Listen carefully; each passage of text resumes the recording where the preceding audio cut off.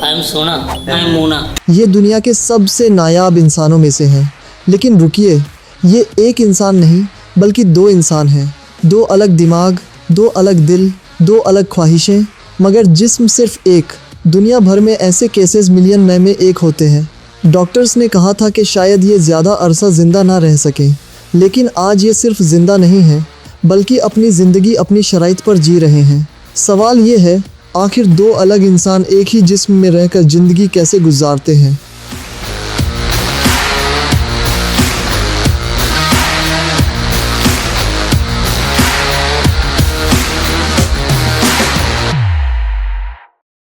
चौदह जून 2003 को न्यू दिल्ली के सुचेता कृपलानी हॉस्पिटल में दो बच्चे पैदा हुए। उनकी पैदाइश ने डॉक्टर्स को भी हैरान कर दिया, क्योंकि ये आम ट्विंस नहीं थे। उनके दो सर थे, दो अलग दिमाग थे, दो अलग दिल थे, मगर कमर के नीचे जिस्म एक था। घर वालों के लिए ये सब समझना आसान नहीं था। माशी हालत भी मजबूत नहीं थी और बच्चों की मेडिकल ज़रूरियात बहुत ज़्यादा थीं। सिर्फ 2 महीने गुजरे थे कि उनकी ज़िंदगी ने पहला बड़ा ज़ख्म खा लिया। उन्हें छोड़ दिया गया। ना माँ साथ रही, ना बाप। हॉस्पिटल के कमरे में 2 नन्हे बच्चे थे जिनके पास अपना कहने को कोई नहीं था।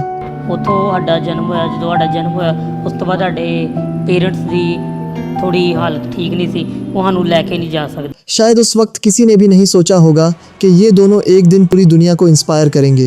उन्हें दिल्ली के एम्स हॉस्पिटल ले जाया गया, जहां डॉक्टर्स की एक टीम ने उनका डिटेल से मुआयना किया। सवाल ये था कि क्या उन्हें अलग किया जा सकता है? जवाब था नहीं।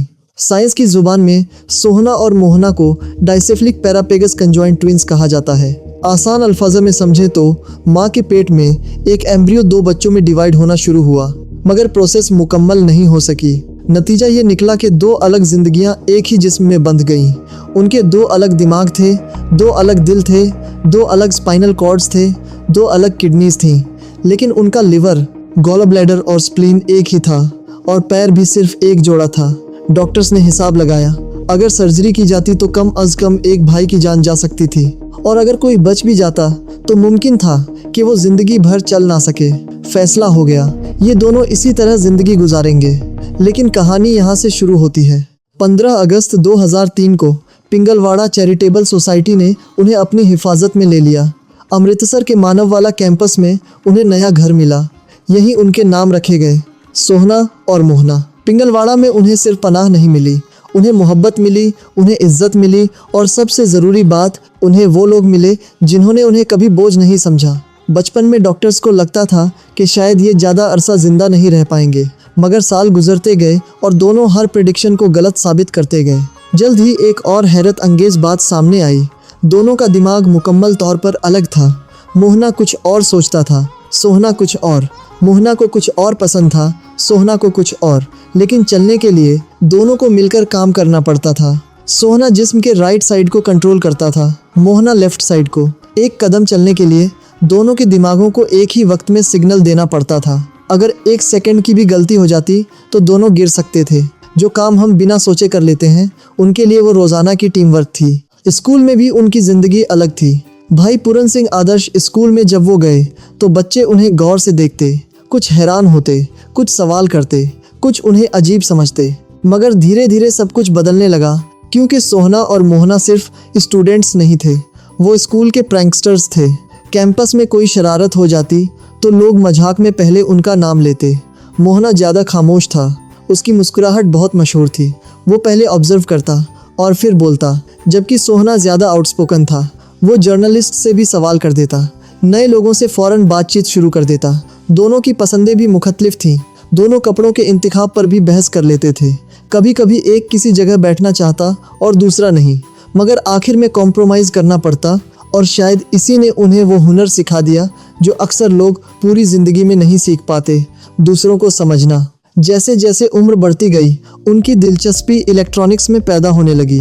जब दूसरे बच्चे गेम्स खेल रहे थे, ये दोनों पिंगलवाड़ा के इलेक्ट्रिशियन के आसपास घूमते रहते। वायर्स को देखते, स्विचेस को समझते, फ़ैन कैसे ठीक होता है ये सीखते। ये सिर्फ शौक नहीं था, ये उनका मुस्तकबिल था। 10th क्लास के बाद उन्होंने इंडस्ट्रियल ट्रेनिंग इंस्टीट्यूट में एडमिशन लिया और इलेक्ट्रिशियन कोर्स की ट्रेनिंग हासिल की। ट्रेनिंग मुश्किल थी, मगर मुश्किलात तो उनकी पुरानी दोस्त थीं। फिर दिसंबर 2021 में उनकी ज़िंदगी का सबसे बड़ा टर्निंग पॉइंट आया। Punjab state power corporation limited ने उन्हें रेगुलर टीममेट्स के तौर पर हायर कर लिया। हमने ज्वाइन किया है 20 तारीख को, मंडे को ज्वाइन किया है बिजली बोर्ड में, तो बहुत अच्छा लगा, जॉब मिली हमें। हमने 20/12/2021 को हमारे पास जहाँ पे ज्वाइन किया था। ये जो बिजली के उपकरण हैं उनकी देखभाल में हमारा साथ देते हैं। अब वो सिर्फ कंजॉइंट ट्विंस नहीं थे, अब वो गवर्नमेंट एम्प्लॉयज़ थे।